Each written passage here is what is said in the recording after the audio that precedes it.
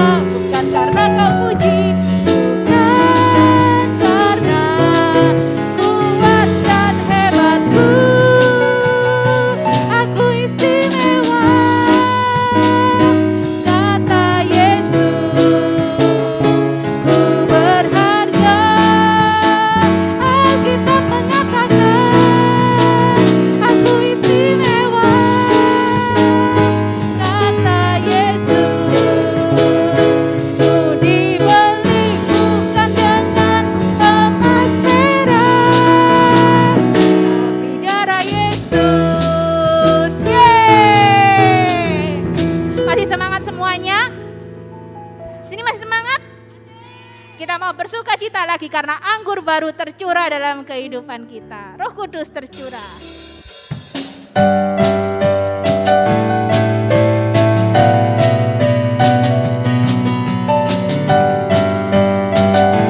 Katakan bersama-sama, Roh Kudus tercurah di tempat ini. Roh Kudus tercurah di tempat ini. Urapan yang ajaib memulihkan umatnya. Roh Kudus tercurah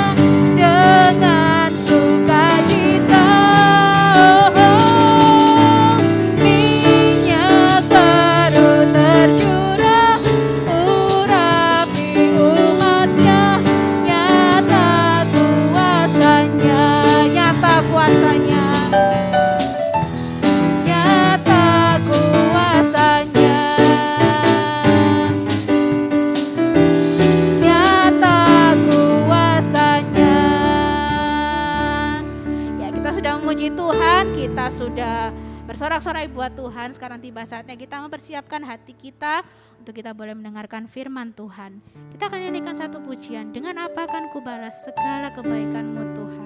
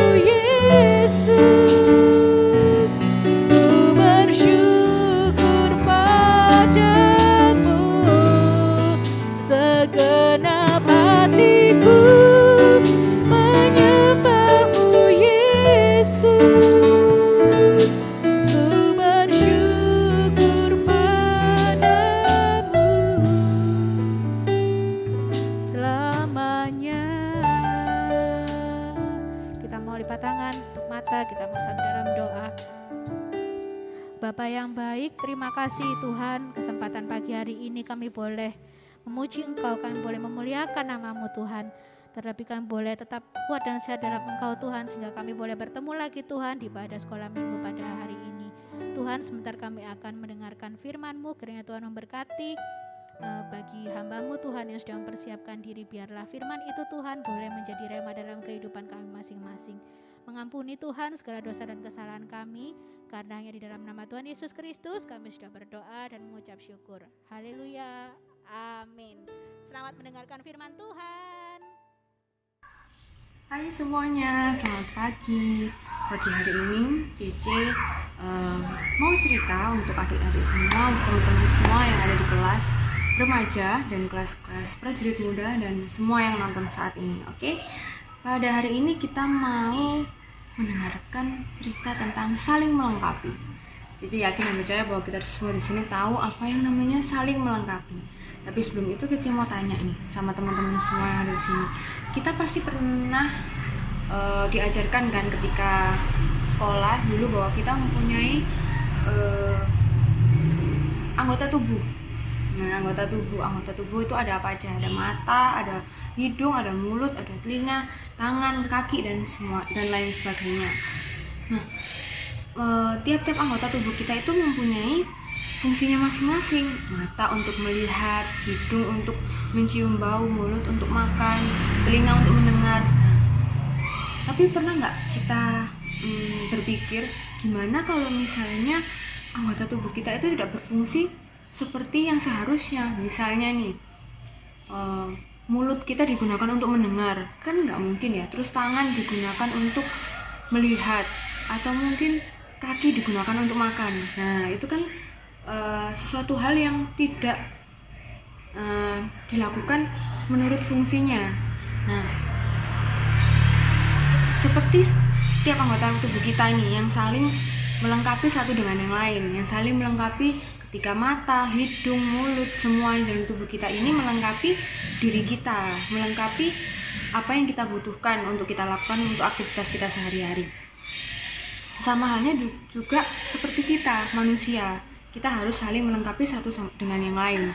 Seperti kita membantu teman-teman, kita membantu orang tua kita membantu guru dan lain sebagainya. Kenapa kok Cici bilang kita harus saling melengkapi sebagai manusia? Ada dua alasan. Yang pertama, karena manusia adalah makhluk sosial. Cici yakin dan percaya bahwa adik-adik semua di sini pasti pernah mendapatkan pengajaran atau pelajaran bahwa manusia ini adalah makhluk sosial. Dimana yang dimaksud makhluk sosial itu adalah saling membutuhkan satu sama lain. Jadi manusia itu tidak bisa hidup sendiri. Jadi kita memerlukan teman, kita memerlukan pasangan, kita memerlukan orang tua. Karena apa? Karena manusia tidak bisa hidup sendiri, karena kita adalah makhluk sosial. Terus alasan yang kedua apa? Karena manusia itu penuh dengan kekurangan. Kita ini bukan Tuhan yang sempurna, tapi kita ini adalah manusia yang juga memiliki banyak kekurangan. Nah, bagaimana caranya supaya kekurangan kita tertutupi atau kekurangan kita dapat kita imbangi dengan kelebihan kita, yaitu dengan teman-teman kita, dengan orang tua kita yang saling melengkapi apa yang kita tidak miliki, apa yang menjadi kekurangan kita. Itulah yang disebut saling melengkapi. Nah, hari ini kita akan mendengarkan cerita salah satu contoh Alkitab tentang bagaimana saling melengkapi dalam pelayanan untuk memuji dan memuliakan nama Tuhan. Nah, kita akan baca bersama-sama di Kisah Para Rasul 11 ayatnya yang ke-19 sampai 30. Cici akan bacakan ya. Jadi yang di rumah tetap harus baca ayatnya dengan baik. Oke? Cici bacakan ya. Kisah Para Rasul 11 ayat 19 sampai yang ke-30. Barnabas dan Saulus ke Antiokhia. 19. Sementara itu banyak saudara-saudara telah tersebar karena penganiayaan yang timbul sesudah Stefanus dihukum mati. Mereka tersebar sampai ke Fenisia, Siprus dan Antiokhia. Namun mereka memberitakan Injil kepada orang Yahudi saja. Akan tetapi di antara mereka ada beberapa orang Siprus dan orang Kirene yang tiba di Antiokhia dan berkata-kata juga kepada orang Yunani dan memberitakan Injil bahwa Yesus adalah Tuhan. Dan tangan Tuhan menyertai mereka dan sejumlah besar orang menjadi percaya dan berbalik kepada Tuhan. Ayat ke-22, maka sampailah kabar tentang mereka itu kepada jemaat di Yerusalem. Lalu jemaat itu mengutus Barnabas ke Antiokhia. Setelah Barnabas datang dan melihat kasih karunia Allah, bersukacitalah ia. Ia menasihati mereka supaya mereka semua tetap setia kepada Tuhan. Karena Barnabas adalah orang baik, penuh dengan Roh Kudus dan iman, sejumlah orang dibawa kepada Tuhan. Lalu pergilah Barnabas ke Tarsus untuk mencari Saulus, dan setelah bertemu dengan dia, ia membawanya ke Antiokhia. Ayat 23, ayat yang ke-26. Mereka tinggal bersama-sama dengan jemaat itu 1 tahun lamanya sambil mengajar banyak orang. Di Antiokhia lah murid-murid itu untuk pertama kalinya disebut Kristen. Pada waktu itu datanglah beberapa nabi dari Yerusalem ke Antiokhia. Seorang dari mereka yang bernama Agabus bangkit dan oleh kuasa roh ia mengatakan bahwa seluruh dunia akan ditimpa bahaya kelaparan yang besar. Hal itu terjadi juga pada zaman Claudius. Lalu murid-murid memutuskan untuk mengumpulkan suatu sumbangan sesuai dengan kemampuan mereka masing-masing dan mengirimkannya kepada saudara-saudara yang diam di Yudea. Ayat ke-30, hal itu mereka lakukan juga dan mereka mengirimkannya kepada penatua-penatua dengan perantaraan Barnabas dan Saulus. Ya, kita baca ayat tadi ya, di mana dikatakan bahwa Barnabas dan Saulus ke Antiokhia. Kenapa kok tidak Barnabas saja? Kenapa kok tidak Saulus saja? Tapi kenapa kok Barnabas dan Antiokhia? Kita akan mendapatkan jawabannya setelah ini. Oke. Nah, ketika dari ayat tadi kita belajar bahwa ketika berita Injil itu tersebar, maka bukan saja hanya kebaikan-kebaikan atau mungkin banyak orang yang semakin percaya, tapi juga semakin banyak penganiayaan yang terjadi ketika zaman itu. Banyak orang yang percaya harus meninggalkan keluarga mereka dan mulai menyebar kemana-mana untuk memberitakan Injil, untuk menyebarluaskan kemurahan Tuhan, mujizat-mujizat Tuhan di kota-kota yang tersebar dimanapun berada ya. Jadi melalui penganiayaan yang terjadi, ada murid-murid yang memberitakan Injil kepada bangsa Yahudi, tetapi ada juga yang memberitakan Injil kepada bangsa-bangsa lain. Seperti yang Cici tadi bilang bahwa banyak murid-murid Tuhan yang menyebar kemanapun mereka pergi, mereka ingin memberitakan bahwa Tuhan itu memiliki mukjizat, Tuhan itu maha kuasa, gitu kan? Nah, di suatu tempat, yaitu yang bernama Antiokhia tadi, ada seorang murid Yesus yang bernama Barnabas. Nah, di sana banyak terdapat orang-orang yang belum percaya di Antiokhia itu tadi. Mereka adalah orang Siprus, Kirene, dan orang-orang Yunani. Kepada mereka Injil diberitakan dan dengan pernyataan Tuhan banyak di antara mereka yang menjadi percaya. Seperti yang tadi dikatakan di ayat itu bahwa pertama mungkin mereka tidak mengenal siapakah Tuhan Yesus tadi. Tapi setelah murid Yesus datang, setelah mereka mengabarkan apa yang menjadi kesaksian mereka, mereka menceritakan kebaikan-kebaikan Tuhan, menceritakan apa yang sudah Tuhan lakukan dalam kehidupan mereka, sehingga menjadi banyak orang yang percaya kepada Tuhan dan berbalik menjadi murid-murid Tuhan Yesus juga. Akhirnya dari situ kabar tentang kelompok atau jemaat Tuhan di Antiokhia itu sampai di Yerusalem yang merupakan pusat perkabaran Injil pada waktu itu. Nah, kemudian Barnabas ketika di Antiokhia itu melihat bagaimana perkembangan jemaat Tuhan di Antiokhia itu semakin berkembang. Nah, sampainya di sana ia melihat kasih karunia Tuhan itu sudah dicurahkan di tengah-tengah Antiokhia. Bagaimana mereka bertumbuh dalam Tuhan melalui kehadiran dia sebagai tuntunan dari Tuhan ya, yang mendapatkan Roh Kudus dari Tuhan, sehingga banyak sekali orang-orang yang menjadi percaya pada Tuhan gitu kan. Tapi apakah ketika itu Barnabas merasa ini semua karena kemampuanku, ini semua karena aku sendiri yang bisa melakukan sehingga banyak orang yang percaya pada Tuhan? Pada akhirnya dari ayat tadi kita belajar bahwa tidak hanya Barnabas, tapi Barnabas juga membutuhkan bantuan dari Saulus. Dia membutuhkan bantuan dari Saulus sehingga dia mencari Saulus ke Tarsus tadi.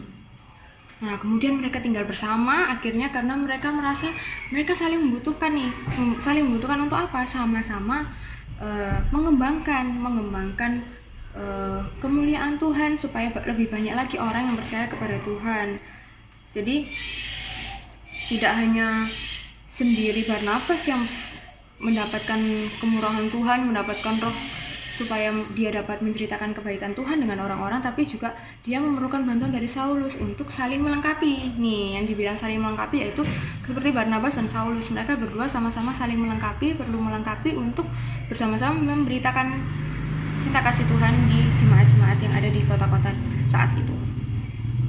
Nah, tidak hanya berhenti di situ, tapi kita juga bisa melihat bahwa ketika terjadi banyak kelaparan besar di tempat itu, tapi orang-orang yang sudah percaya Tuhan itu, dia malah semakin menginginkan bahwa dia sadar nih, dia sudah percaya sama Tuhan, dan akhirnya mereka sadar bahwa kelaparan yang terjadi itu mereka yang mampu, mereka harus saling membantu satu sama lain. Dengan apa? Mereka menyiapkan sumbangan-sumbangan tadi yang sudah dikatakan di ayat yang ke 29. Mereka mengumpulkan suatu sumbangan sesuai dengan kemampuan mereka masing-masing dan mengirimkannya ke saudara-saudara mereka yang diam di Yudea.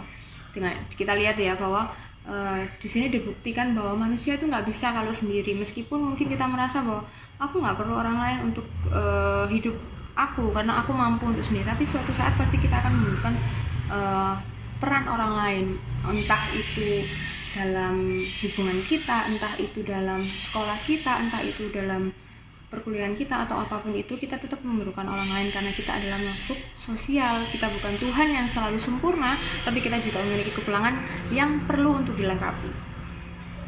Nah, kalau dari ayat tadi kita bisa belajar beberapa hal, yaitu yang pertama, dalam sebuah pelayanan itu kita membutuhkan banyak orang untuk membantu. Sama halnya dengan kita, kalau kita mau melakukan sesuatu yang terbaik untuk Tuhan, kita mau memberi kesaksian yang terbaik untuk Tuhan, menceritakan segala kebaikan Tuhan melalui tarian, melalui pujian. Mungkin kita bisa sih nyanyi sendiri ataupun menari sendiri, tapi kan alangkah baiknya kita mengajak teman-teman kita untuk saling melengkapi apa yang jadi kekurangan kita. Misalnya kita mau bernyanyi nih, tapi kita perlu juga musik loh, kita perlu singer loh atau backing vokal untuk membantu kita supaya pujian kita ini menjadi lebih harum di mata Tuhan, lebih indah, supaya orang-orang juga melihat, oh ternyata benar ya, kemurahan Tuhan itu memang ada dan memang terjadi di kehidupan dia, apalagi kehidupan aku. Nah, itu yang menjadi kekuatan kita. Terus yang kedua, orang Kristen itu juga harus saling menolong, seperti jemaat di Antioquia tadi, yang dimana mereka mengumpulkan semua sumbangan yang mereka miliki sesuai kemampuan mereka masing-masing. Kemudian mereka akan membagikannya kepada orang yang membutuhkan, kepada mereka yang kelaparan tadi. Nah, kita juga seperti itu. Kita sebagai manusia, kita sebagai anak-anak Tuhan yang sudah diberkati oleh Tuhan, kalau memang kita mampu, kita bisa membantu orang semampu kita. Alangkah baiknya bahwa kita membantu mereka semampu kita, membantu mereka kalau memang kita merasa, wah orang ini memang perlu dibantu nih, tapi aku nggak bisa ngasih apa-apa aku nggak bisa ngasih yang besar-besar, aku hanya mampunya segini. Lakukan kalau memang itu berasal dari hati kita. Jangan sampai apa yang menjadi kebaikan itu kita tahan-tahan. Nggak mau aku nggak punya nih, ya bukan nggak punya ya, punya, tapi lebih mengarah ke nggak mau. Lebih baik ini aku pakai untuk kebutuhan aku sendiri, misalnya untuk aku beli mainan, untuk aku beli HP, yang padahal harusnya itu menjadi kebutuhan nomor sekian yang seharusnya bisa kita gunakan untuk membantu orang lain yang lebih membutuhkan. Nah, hari ini Cece mau supaya kita belajar dari tokoh Alkitab tadi, yaitu Barnabas dan Saulus, dimana kita sebagai anak Tuhan itu melakukan sesuatu, apalagi untuk pelayanan Tuhan. Cici yakin bahwa semua ada di sini sudah mulai ada beberapa yang melayani Tuhan, atau mungkin di sekolah melayani dalam persekutuan doa, melayani dalam hal apapun lah yang berkaitan sama sekolah, berkaitan sama rohani, non rohani. Tapi Cici yakin percaya kita semua itu melakukannya harus dengan sepenuh hati, dengan tulus, dengan sukacita. Dan kita jangan lupa kita harus juga menolong sesama yang membutuhkan, tidak hanya melalui materi, tapi kita juga harus menolong berdasarkan kemampuan kita, kelebihan kita, apa yang kita bisa bantu, kita lakukan itu untuk sesama kita. Jadi kita pada hari ini belajar supaya kalau misalnya kita sudah mampu untuk melayani, apa salahnya sih untuk melayani? Toh ini kebaikan yang Tuhan kasih, toh ini berkat yang sudah Tuhan kasih untuk kita. Kenapa kok kita harus pendem-pendem? Kenapa kok kita harus malu-malu untuk menceritakan cinta kasih Tuhan? Tuhan ini loh sudah kasih aku kelebihan ini, kelebihan aku menari, kelebihan aku menyanyi. Kenapa kok harus aku pendem ya? Harusnya kan aku menceritakan, ini loh Tuhan itu sudah kasih aku kelebihan ini. Nah, gimana caranya supaya kelebihan ini bisa menjadi salah satu kelebihan kita untuk menceritakan cinta kasih Tuhan dalam kehidupan kita. Jadi jangan pernah malu-malu adik-adik untuk memuji Tuhan, memuliakan nama Tuhan, apalagi kalau misalnya di gereja disuruh menyanyi, disuruh menari, disuruh apapun itu di gereja. Kalau memang itu untuk kemuliaan Tuhan dan kita merasa sukacita, lakukan itu. Karena semuanya itu bukan untuk manusia, tapi juga untuk kemuliaan Tuhan. Oke, nah pada pagi hari ini kita mau berdoa bersama-sama. Kita mau belajar ke depan untuk menjadi anak Tuhan yang lebih baik lagi, saling membantu satu sama lain, saling melengkapi satu sama lain. Oke, kita satu dalam doa. Tuhan Yesus, terima kasih ya Tuhan kalau pada pagi hari ini Tuhan sudah izinkan kami semua untuk belajar tentang bagaimana kami harus saling melengkapi satu sama lain. Kami tahu Tuhan mungkin kami saat ini masih muda, tapi kami yakin dan percaya Tuhan bahwa dengan belajar seperti ini, dengan berjalannya waktu kami selalu belajar untuk menjadi anak Tuhan yang lebih baik, untuk menjadi anak Tuhan yang selalu bersyukur atas apa yang Tuhan berikan, untuk kelebihan dan kekurangan yang kami miliki, dan juga kami memiliki hati yang ingin membantu dan melengkapi satu sama lain, tidak hanya untuk orang-orang sekeliling kami yang dekat dengan kami, tapi kami juga dapat membantu orang-orang yang memang membutuhkan apa yang kami miliki, apa yang kami lebihkan dalam kehidupan kami ya Tuhan. Tuhan, mungkin kami hanyalah masih anak muda, tapi kami yakin dan percaya bahwa kehidupan kami bisa kami gunakan untuk memuji dan memuliakan nama-Mu, tidak hanya di rumah, tapi kami juga dapat melakukannya dalam gereja, dalam persekutuan kami, dalam sekolah kami, dan dimanapun kami berada, kami bisa menjadi terang dan garam untuk kemuliaan nama-Mu saja Tuhan. Terima kasih ya Tuhan, terima kasih. Kiranya kalau sebentar lagi kami akan melanjutkan aktivitas kami masing-masing, kiranya Engkau berkati dan lindungi kami semua. Di dalam nama Yesus kami sudah berdoa dan mengucap syukur. Amin. Bye, Tuhan Yesus memberkati.